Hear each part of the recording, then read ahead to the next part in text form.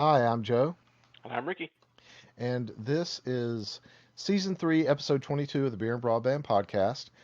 Slated to come out on November the 16th, 2020, or somewhere around there, depending on if I set it up to go out that day or not. But um, so we're just going to go over a whole bunch of topics and drink some beer, I think, today. It's going to be a fairly standard podcast.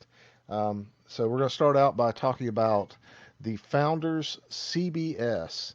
It is an imperial stout brewed with chocolate and coffee and aged in maple syrup, bourbon barrels.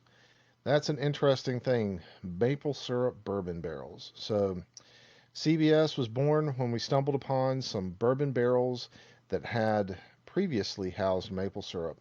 We opted to put the same base beer as KBS, an imperial version of a breakfast stout, in the maple barrels, and after one taste, we knew that we had something special. Hints of rich maple syrup, roasted coffee, velvety chocolate meld throughout, meld together in what can only be described as transcendental drinking experience. And let me see what the ABV is because I don't see it right off the bat. And I know, let's see, 11.3 ABV, which is like very close to what their KBS is, the Kentucky Breakfast Mhm. Stout, I think is what they call it. Um, I can't seem to find the place to put that. So, have you had your sip yet? I have. It's a bit interesting. It's not bad, but it's a little bit too sweet for me. It's got this really thick, almost like syrupy feel to it. And it's good. The flavors are there. I really like the chocolate and the coffee note. But this is something that I think I'd almost have to mix with something else, just to bring that sweetness down a little bit for me. So, this is, I wouldn't say it's my favorite, but it is close enough to the Abyss that the only thing that's really different between the two is that the Abyss has a little bit more of like stone or dried fruit kind of flavor, Hmm.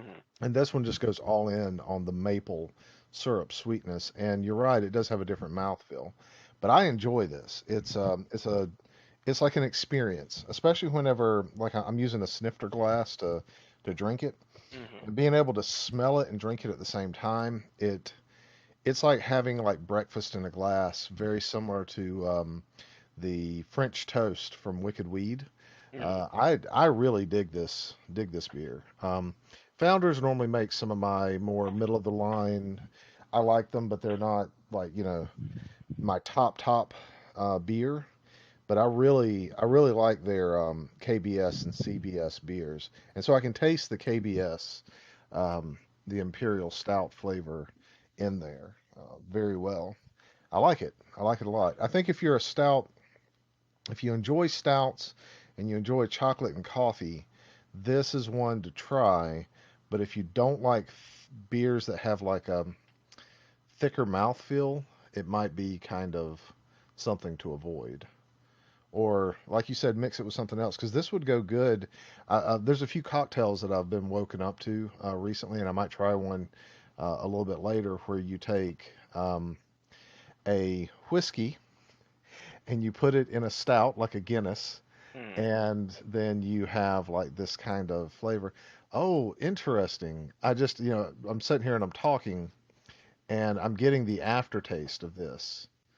Hmm. And just letting it like kind of set on my tongue for a moment, I get full like maple syrup, like Maine maple syrup flavors coming in. That's really interesting. So it's almost like an Acerglyn or something like that. Hmm. Well, I mean, I just went into the kitchen and cut this beer with maybe like a third by volume milk. It's really good. Mm. There's something to take a little bit of the sweetness out. You still get all the other good notes. Almost makes it like not. It's not really like a milk stout, but it brings a lot of that syrupy down and makes it a lot creamier.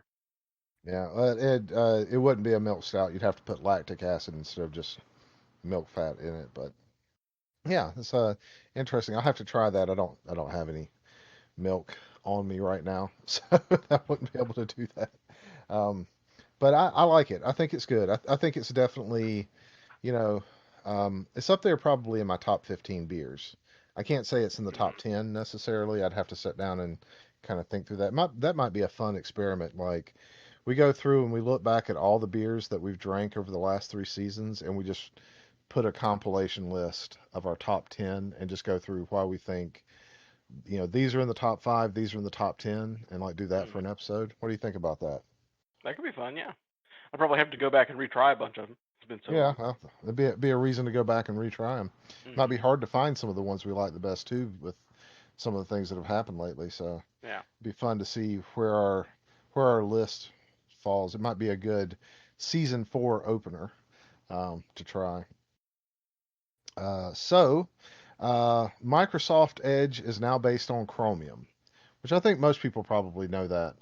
But like, will we try it? Will we move over to it? Like, what's going to happen there? You can also put it on a Mac, or I think you can put it on Linux too.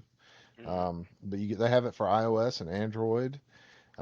Windows 10. No, it's Mac, Windows 10, Windows 8, Windows 8.17, iOS, and Android that you can install it on and try it. So, what do you think? You're gonna download and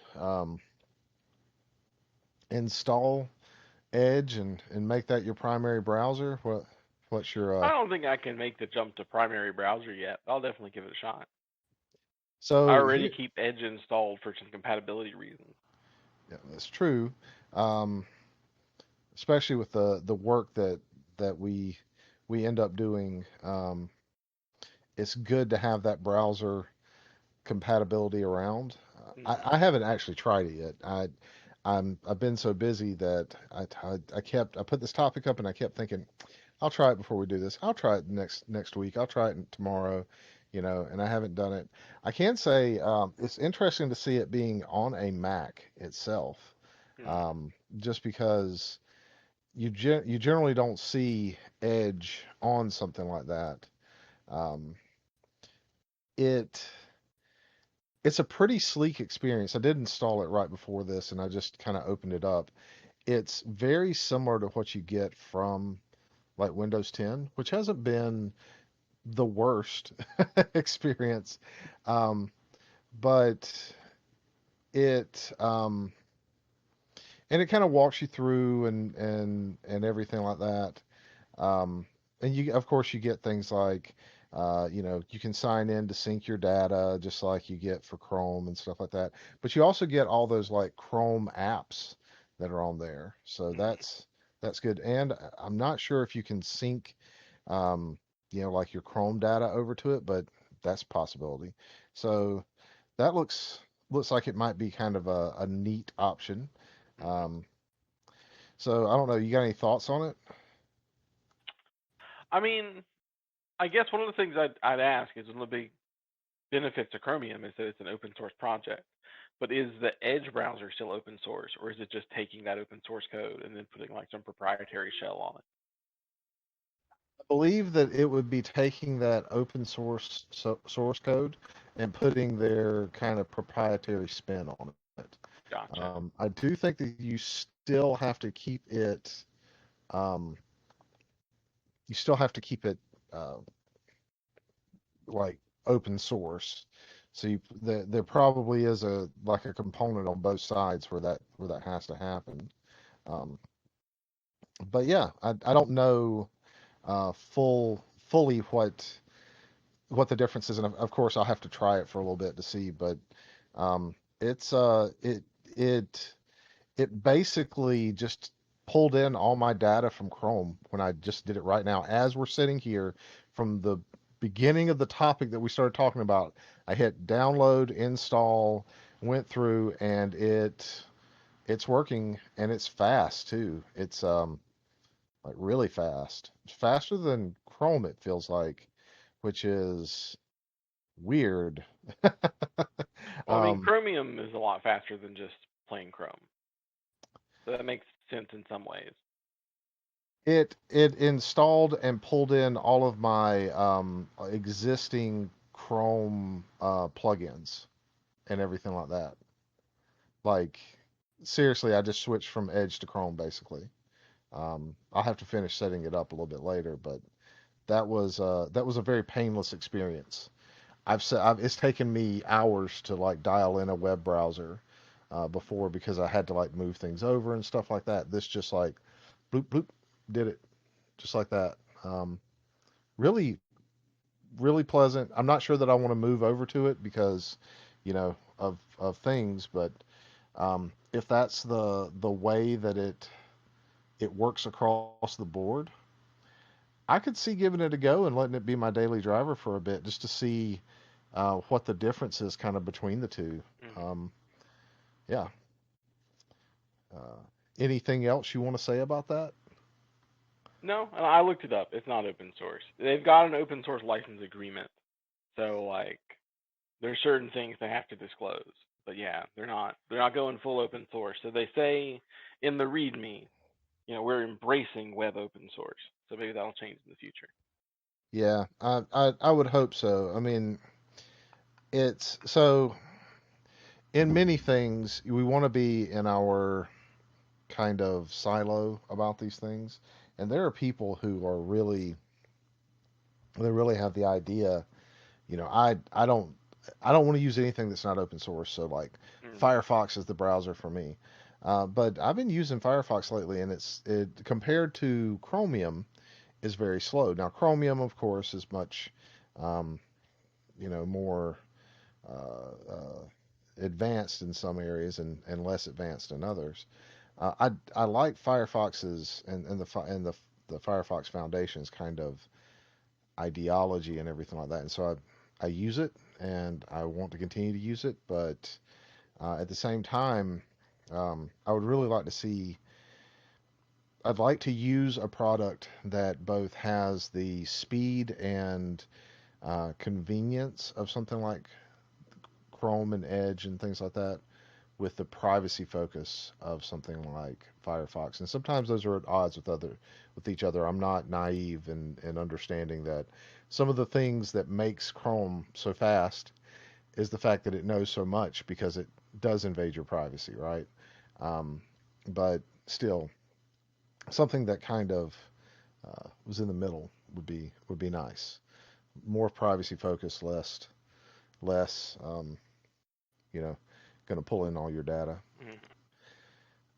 So, um, what what else? Anything else you want to bring up about that topic or uh, No, I think I'm good on that one. okay. Let's talk about Cyberpunk 2077 because I know that last time when we talked about Baldur's Gate, we were like, well, should I try Baldur's Gate because Baldur's Gate 3 because it's in early access and Cyberpunk 20 Cybertrunk. Man, obviously I've had too much beer. Cyberpunk 2077 is coming out like next month and all this other stuff.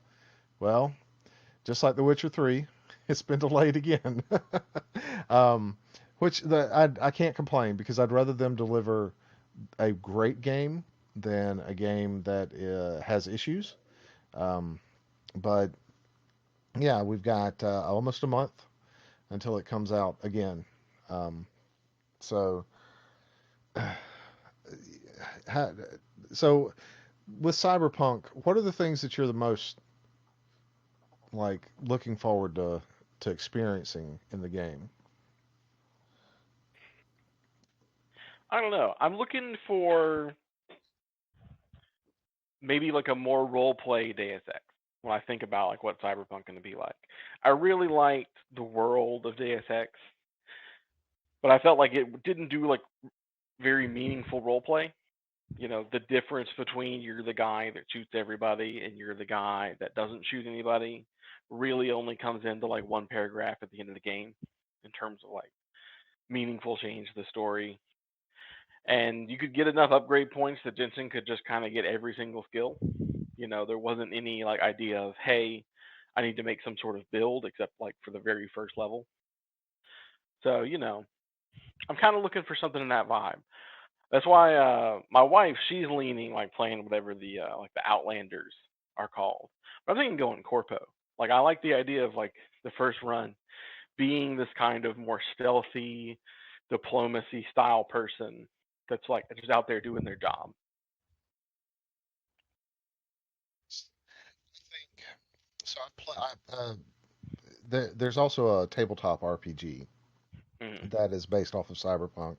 It's gone through several iterations. There's some novels that are based around it too, and that's really what the um, what is the name of that game? Uh,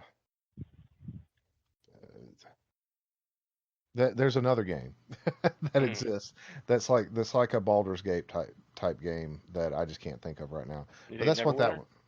No, it's so that this is it came out a while back, and it's a top-down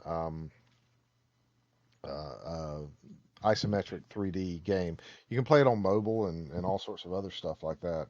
But it is um, one of the DLCs is called. Um, oh, I totally blanked. Um, Hong Kong. One of the is it?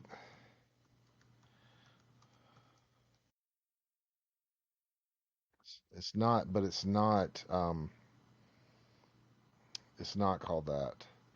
It's not called Cyberpunk. It's something else, and I just it is Shadowrun? like Shadowrun. Yes, that the Shadowrun and Cyberpunk are so similar in like their kind of way of like kind of thinking about things that I this Mm. is going to be more like when to me when the Elder Scrolls and the um, other games that Bethesda puts out. I am having a really hard time today thinking of video games. It's so tough, which is not a normal thing. But Fallout series, when the Fallout Mm. series, switched from 2D isometric to 3D and you had like Fallout 3 and Fallout 4. This is going to kind of that's the thing that excites me about this. I get to explore the world 3D instead of it being 2D isometric.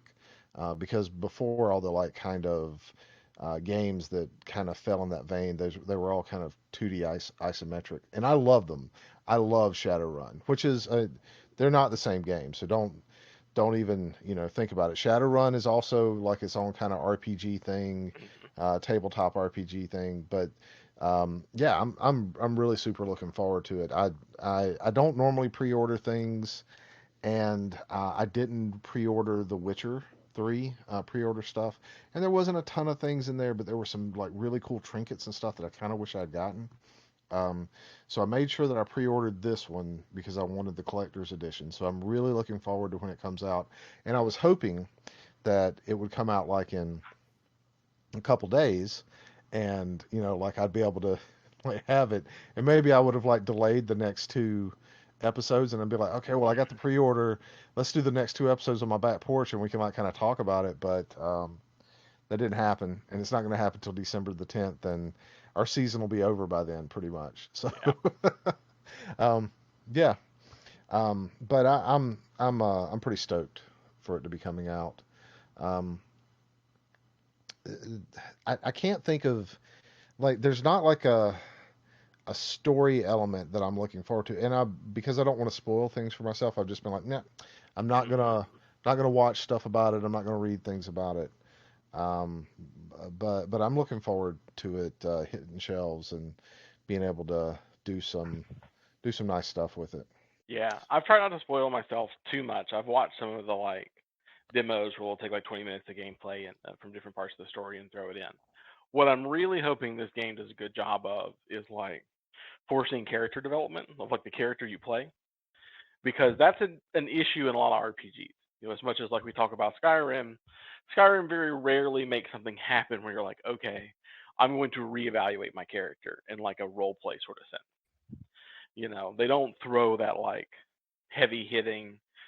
They build someone up that's really important to you, and then like they die, or that kind of thing. The closest you get to that is maybe part of an act, but you don't ever really get that close to it. But watching this one, there was this one scene where it's I guess if you go at it too aggressively or maybe not aggressively enough, it didn't really say. One of your companions will like die right there in the car with you, And when you go to cash your reward because the job went south, that person that you're supposed to be like getting your money from that made all this worth it tries to kill you too. So it's like that to me screams like such a point. Like if I was playing someone who was like really loyal to this gang, or I was playing someone that the idea is, hey, I'm just here to get money, I don't care about the consequences, would I still feel that way after that? Like would I like take my character down a different path because of events that happened in the game? So I'm hoping there's some moments like that that really like resonate, that make you question, is the path I've chosen the one my character really wants? Yeah, I think that's the same sort of thing that you get into with like the Witcher, um, series, which has been really a lot of what CD Projekt Red has used as their bread and butter. Is they may Hmm. not give you the ability to choose just whatever type of character you want to. I think in this one you get to choose like a male or a female character, and you get to do some other things like that. But for the most part, it's going to be kind of like The Witcher, where there's probably a little bit more of a static character. You're either this character or this character, right?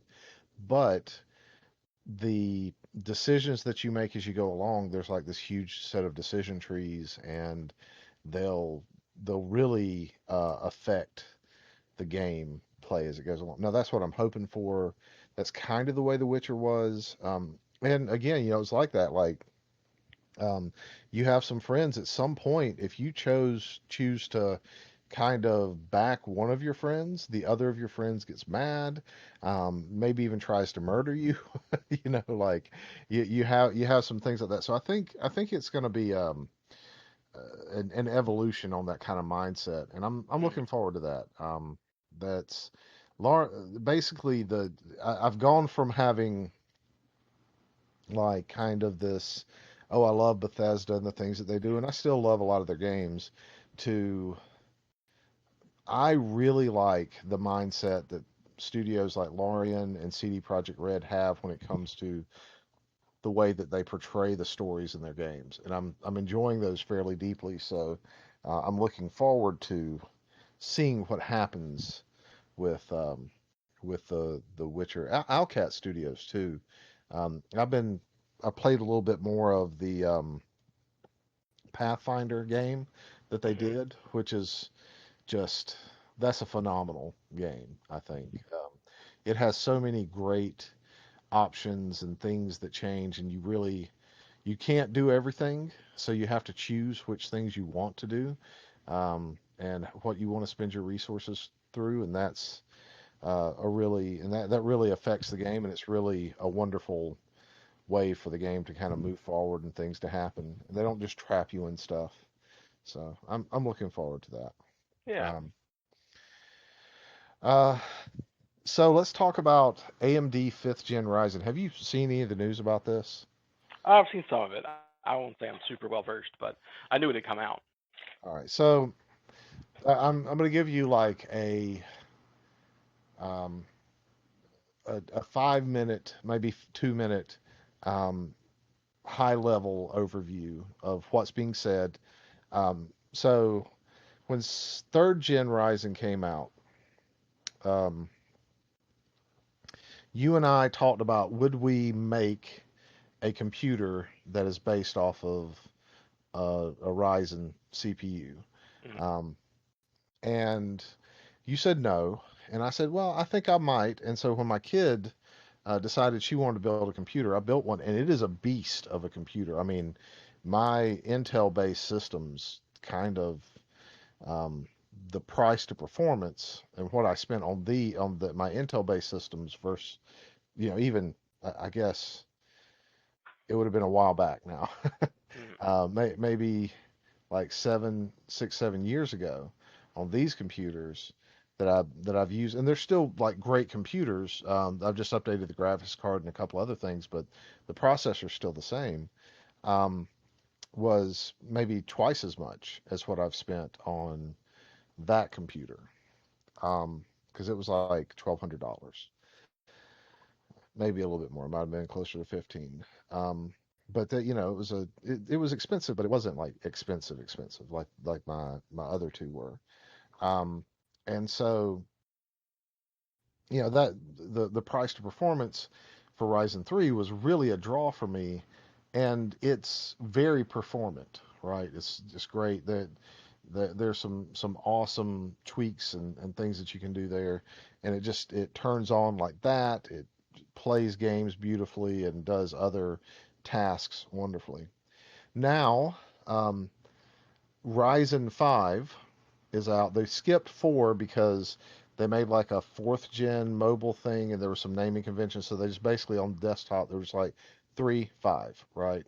Mm. Um, and so Ryzen 5 is basically the new generation of Zen, and it actually can boost to the same or a little bit higher as far as single thread performance for what Intel can do.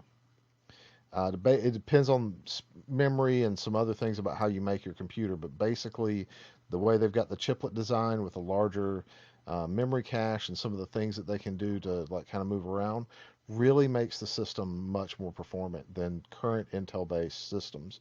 And you've got, 5, 6 months before another Intel-based system that might come out that can maybe be a little bit faster in single thread performance.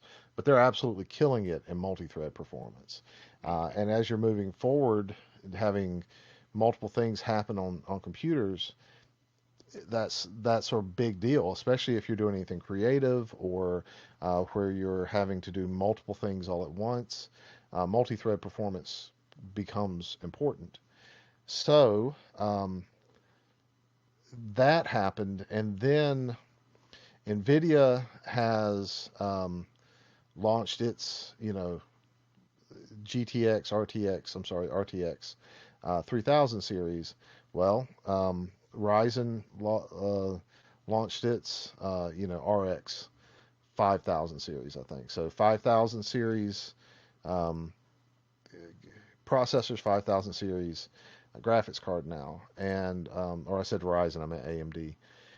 So now you have two new technologies that are coming from this company that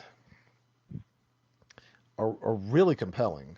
Um, the they're from what I can tell, because I haven't put my hands on any of these, but if they can do 80% of what they say they can do at the price that they're saying they can do it, it's a game changer for a lot of things because it puts competition squarely back on the table. Gotcha.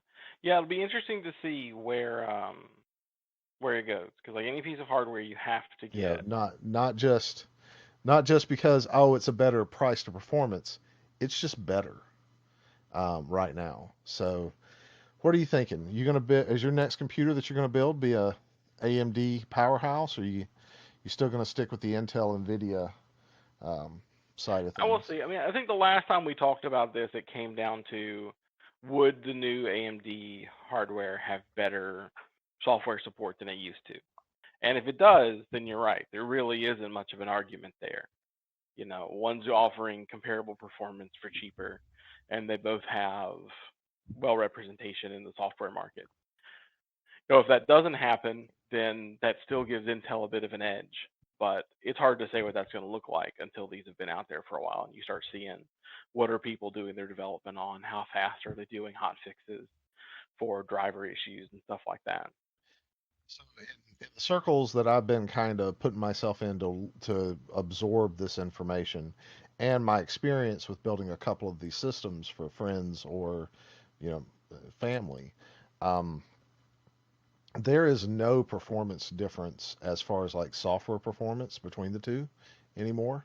Um, you know, when we're talking about stuff like coding, there's really no difference. And when we're talking about like driver support and everything, we're not seeing that, as problematic anymore. Especially if you're someone who is savvy enough to know how to update drivers on your own. Um, so, uh, yeah, um, I, I don't I don't really see that being a problem with this next generation of AMD software because it's all based off the same architecture and drivers and uh, patching that came out for Gen 1, Gen 2, Gen 3, and Gen 5 now. They're all kind of based off the same stuff, and they've just gotten progressively better as it's gone along. And Gen 1 and 2 had some rough moments. Like that's why like we didn't even talk about that stuff really. But 3 and now it's beautiful. It's wonderful the way that it runs, especially if you're talking about Windows. Um, and then when you start talking about maybe putting, um, something like Mac OS or Linux on this, it is absolutely able to take advantage because of the Unix core of this is absolutely able to take advantage of the power of these devices. So, um, yeah, I don't think that there's anything to stop you from doing this other than I just don't want to. No, I mean I've never really been sold on either one in terms of like there's no like brand loyalty with any of my tech stuff. It just for a long time AMD had some significant issues getting good driver support, especially when you were looking at games.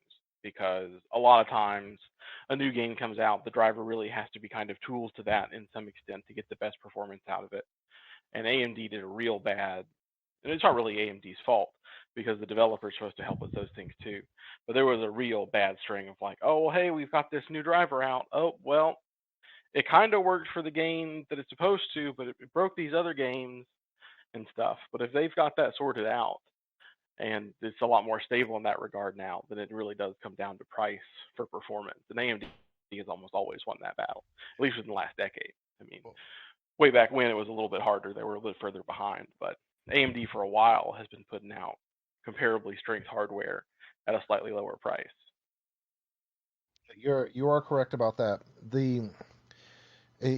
Before Ryzen Gen 1, essentially, AMD really was sucking. And I mean, even at Gen 1, even though you saw promise with this stuff, it wasn't really um, d delivering what it was saying. And the graphics cards, I've got to give it a little bit of time. I'm not sure about that. I'm still pretty firmly on the. I want to see competition, but I also just want my games to work. And so, I've steered clear of the AMD graphics cards for that reason, for the most part, in the last couple of generations, the 470, 570, and so on series. But the the the pairing of a like RTX 2060 plus a Gen 3 Ryzen, 5, 3700 or something like that. Oh my gosh, man, I'm just telling you, Hmm. it's amazing. And so that's what I'm thinking more like with this. I'm like, my next system is gonna just be a powerhouse.